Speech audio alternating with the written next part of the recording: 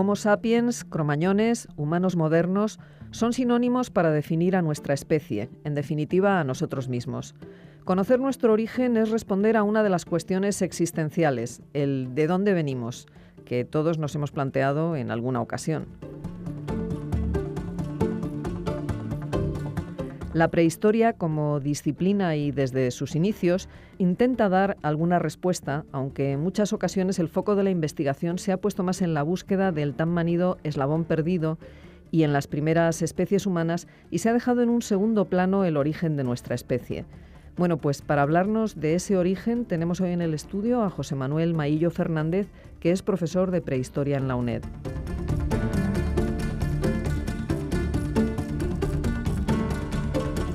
Maillo, muy buenos días y bienvenido a Sin Distancias. Buenos días.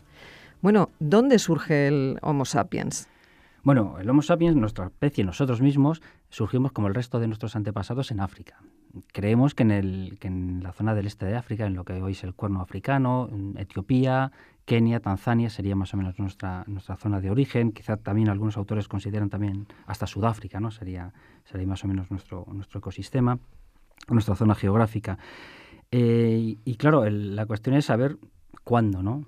Ya sabemos dónde, el cuándo sería, o creemos que los humanos anatómicamente modernos, claramente definidos, tendríamos una antigüedad máxima por ahora, porque somos clientes del registro fósil. Si aparecen fósiles más antiguos, será más antiguo. Hasta el momento, unos 200.000 años, 190.000 años, en un yacimiento etíope que se llama Homo I. Homo sin H, es el río Homo, el norte del lago Turkana. En este caso no tiene que ver con Homo con H, ¿no? No, es una no tiene que ver con la especie, es una coincidencia, es el río Homo, es el grupo de los Homo los que viven allí, los que dieron nombre al río. Y estos serían los más antiguos, 200.000 años. Pero también es verdad que, bueno, y hay muy poquitos ejemplos, tenemos muy poco registro fósil para estos momentos. Tenemos los del río Homo, 190.000 años, Herto, que está también en Etiopía, un poquito más reciente, 160.000, Singa, que está en Sudán, al sur de Sudán, 135, Glacier River Mouth o Border en Sudáfrica con 100.000, pero también en momentos muy antiguos, en torno a 100.000 años, también los tenemos en Dar el Sultán o la Gruta de los Contrabandistas en Marruecos. Por tanto, tenemos un desconocimiento todavía, porque no tenemos mucho registro fósil de cómo se origina la especie o cómo se distribuye luego por África. Bueno, Maillo, y antes de nuestra especie, ¿qué otros habitantes había en África? ¿Qué otras especies nos precedieron? Bueno, es una cuestión compleja también. Desde un punto de vista simple, la especie que vivía en África es el Homo heidelbergensis, el Homo erectus en otros lugares, pero sin embargo hay autores que consideran, bueno, este proceso de hacernos Homo sapiens, de crear nuestra propia especie, no es algo radical, no es algo puntual en el que en un momento dado todos seamos Homo sapiens, sino que por el lado contrario es un proceso gradual y probablemente mosaico, es decir, que se va generando a poquitos en diferentes partes de África. Hay autores que consideran, por ejemplo, Brouwer, que considera que es un proceso en dos fases, pero un proceso que empezaría hace 800.000 años. A partir de ahí vamos viendo algunos fósiles, teniendo en cuenta que seguimos teniendo muy pocos fósiles, algunos fósiles que ya empiezan a tener algunas características modernas, no todas, pero ya puede ir viéndose algunos, y que esto duraría más o menos hasta hace 500.000 de años. Y a partir de 500.000 de años, lo que él denomina los arcaicos recientes, ya sí empezarían a tener estas evidencias modernas que hemos explicado antes, ¿no? Y a partir de hace 500.000 de años, algunos fósiles incluso han sido denominados como otra especie diferente. Tendríamos, por ejemplo, el caso del Homo rhodesiensis, que serían estos también llamados Homo sapiens arcaicos en algunos casos, o el Homo elmei, sobre todo a partir del fósil de Florisbad en Sudáfrica, que no son usados por todos los científicos, pero que podrían explicar un poco este proceso, o ejemplifica este proceso mosaico, este proceso complejo a la hora de hacernos humanos, ¿no? de crear nuestra propia especie. Bueno, y los restos de los que nos has hablado de los primeros Homo sapiens, ¿qué es lo que nos dicen? ¿Qué conclusiones podemos sacar de ellos? Bueno, podemos ver varias cosas. Lo primero de todo ello es ver las características propias de nuestra especie, las características anatómicas. Por ejemplo, por citar solo los craneales, somos una especie mucho más grácil que las anteriores, con huesos mucho más delgados. tenemos frente, o una frente mucho más alta que nuestros ancestros. Tenemos también barbilla, tenemos una nariz recta, no tenemos pragmatismo mesofacial, no tenemos hocico, por así decirlo, etcétera, ¿no? Esto sería lo más evidente, ¿no? Pero también podemos ver algunas cuestiones de comportamiento a partir del fósil. Por ejemplo, los fósiles de los 2 cráneos del yacimiento de Homo en Etiopía tienen una clara manipulación post-mortem, es decir, a estos humanos, a estos individuos, alguien les quitó la carne. La cuestión es saber quién, si fue su grupo, si fue otro grupo y sobre todo por qué. Lo que tenemos son unos datos claros, es que fueron manipulados. La interpretación que tenemos que hacer los arqueólogos es saber si aquello fue porque había una hambruna o una necesidad y se los comieron, o sin embargo, por el otro lado, había una serie de ritos o algo especial que había que hacer o que tenía que hacer el grupo para sepultarlos o lo que hicieran con ellos. Y por otro lado también la información que nos dan los fósiles es una gran variabilidad morfológica. Estos primeros humanos modernos son muy diferentes unos a otros dentro de un mismo pool de características, pero sí consideran los paleoantropólogos que hay una gran diversidad, teniendo en cuenta que tenemos muy poquitos ejemplares. ¿Y es posible obtener ADN de estos restos tan antiguos? No, todavía no.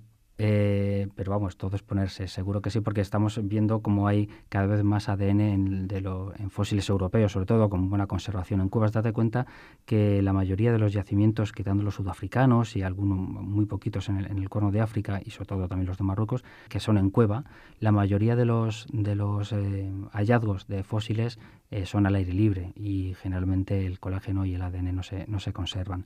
Pero es una cuestión técnica, me imagino que a lo mejor dentro de unos años sí podrán hacerlo. Pero sin embargo el ADN, el estudio del ADN reciente de las poblaciones actuales, sí nos da una información muy valiosa, ¿no? Para conocer un poco cómo podía ser la distribución, sobre todo la distribución de los humanos por el continente africano. Es muy interesante comprobar, por ejemplo, que tanto el ADN mitocondrial, el de la EVA africana o el de la EVA primigenia, y también el ADN Y, de cromosoma Y, el que se pasa por vía paterna, el Adán africano, tienen los haplotipos más antiguos, los siguen conservando poblaciones de cazadores-recolectores africanas actuales, por ejemplo.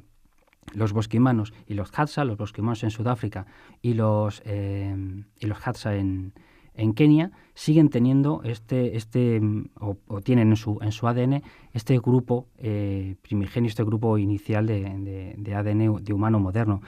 Por tanto, nos indica que en algún momento hubo una dispersión de humanos desde un punto probablemente del este de África o del sur de África hacia el resto del continente. También es muy interesante, una cuestión quizá más antropológica, desde un punto de vista cultural, es que las dos lenguas siguen teniendo un lenguaje a base de clics, de chasquidos, que no se dan en ningún otro lugar del continente. Eso resulta muy interesante.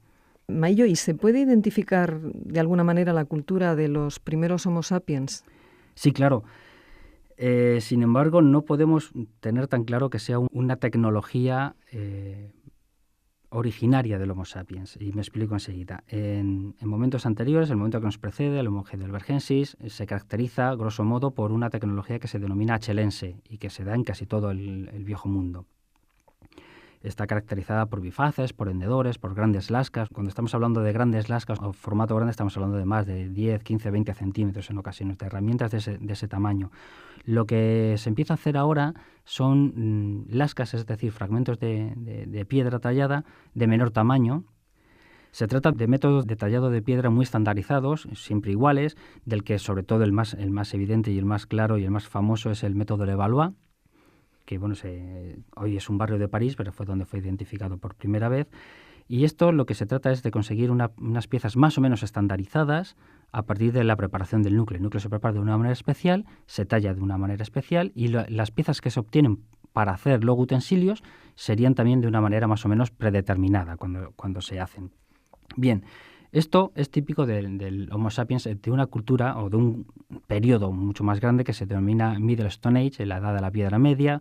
Generalmente se denomina MSA en el acrónimo de sus siglas en inglés. Y básicamente está caracterizado por este tipo de tecnología. Sin embargo, esta tecnología, este tipo de lascas, también llamado modo 3, en el sentido que le dio Clark en su momento a los modos de talla, a mí especialmente no me gusta, pero sí es muy, muy didáctico, en el sentido que, bueno, rápidamente sabes de qué estamos hablando. Este modo 3 se da en las culturas del Homo sapiens, pero no solo. Es decir, hemos dicho que tenemos restos humanos, los más antiguos, en torno a 200.000 años, pero este MSA, el más antiguo, es casi de 300.000 años. Es decir, tenemos 100.000 años de MSA sin autor claro de Homo sapiens sapiens. Por tanto, es plausible pensar que el Homo heidelbergensis, o el rhodesiensis, o el Elmey, hicieran también este tipo de industria. Pero no solo esto, sino que además en Europa los neandertales también hacen este tipo de industria, la misma. Y aquí algunos autores piensan que puede ser una convergencia histórica en diferentes lugares, como puede ser, por ejemplo, la aparición del Neolítico, la producción de alimentos que aparecen en lugares diferentes sin necesidad de hablar de Anunnakis, ni de ovnis, ni nada por el estilo. Aparece en América, aparece en Próximo Oriente, en Japón, etcétera. Hay algunos autores que piensan por una simple convergencia, aparece en Europa y también aparece en África. Sin embargo, hay otros autores que apoyamos la hipótesis del modo 3. La hipótesis del modo 3 indica o postula que un antecesor común, probablemente heidelbergensis, base en su dispersión por Europa y por África, ya la técnica le evalúa y por tanto fuera la base natural de continuidad desde un punto de vista tecnológico, tanto por los humanos modernos en África como por los neandertales en Europa.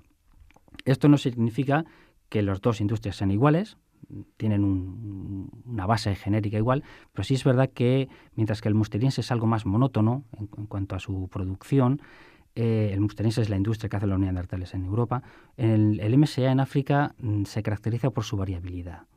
Tenemos estas piezas Levallois, muchas de ellas, pero luego hay tecnocomplejos dentro de esta gran cultura. Tecnocomplejos podrían ser culturas mucho más regionales. Estamos hablando de un continente bastante grande, que es como es África, pero culturas mucho más regionales que tienen otras innovaciones, ¿no? Háblanos de esas innovaciones. ¿Qué diferencias técnicas destacarías? Por ejemplo, el Steel Bay, hace unos 70.000 años en Sudáfrica, incluye piezas foliáceas, es decir, puntas de lanza, con forma de hoja, talladas por los dos lados, muy similares a las que el Homo sapiens hará luego en Europa hace 20.000 años solo, ¿no? Sin embargo, ya hace 70.000 las hacen con las mismas técnicas y con los mismos métodos en África. Y algunos autores incluso, porque sobre todo el MSA se caracteriza por estas piezas Levallois, pero sobre todo por un tipo de útil, que es la punta, que es la innovación, por así decirlo, en relación con los hendedores y los bifaces de momentos anteriores. La punta permite, la punta y otra serie de herramientas, raederas, etcétera, nos indican no solo el hecho de que haya un cambio de estilo a la hora de trabajar, sino que consideramos que es un nuevo sistema de comportamiento conductual y sobre todo cinegético. O sea, la manera de cazar los animales se hace de otra manera. Obviamente, en momentos anteriores se utilizarían lanzas para cazar, probablemente lanzas de madera. En este caso lo que tenemos es una lanza de madera con punta de piedra y esto probablemente la hace muchísimo más efectiva que sus precedentes, lo cual es una innovación muy importante. De hecho, hay un profesor en la Universidad de Liverpool, el profesor Baran, que considera que esto es la primera revolución industrial.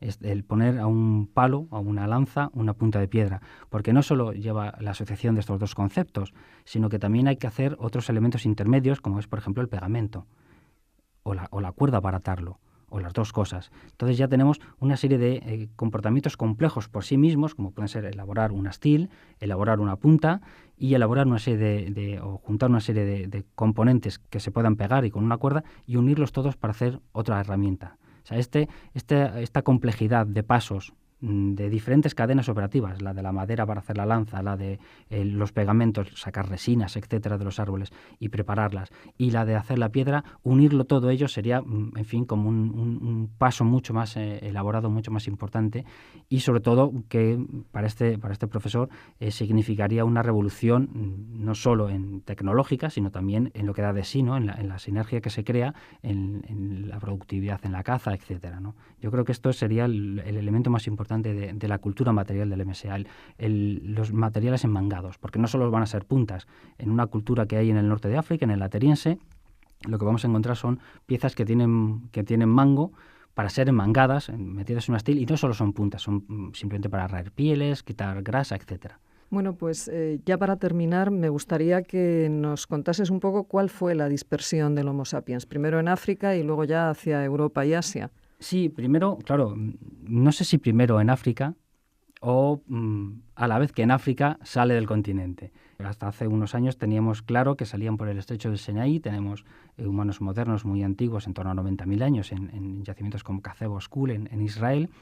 Pero recientemente, gracias a la tecnología lítica de estos primeros humanos modernos, hemos visto un método evaluado muy típico, que es el tipo nubio, que se da sobre todo en la zona del sur de Egipto y de Sudán, también en Kenia y en Argelia, que está también en el sur de la península de Arabia.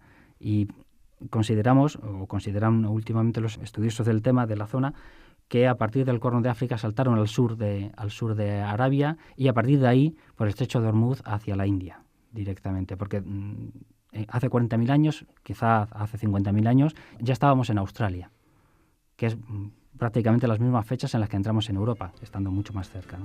Bien, pues al final hemos hablado no solo del origen del Homo sapiens, sino de su expansión por África, Europa, Asia y hasta Oceanía. José Manuel Maillo, profesor de Prehistoria en la UNED, gracias por estar hoy con nosotros en Sin Distancias. Gracias a vosotros.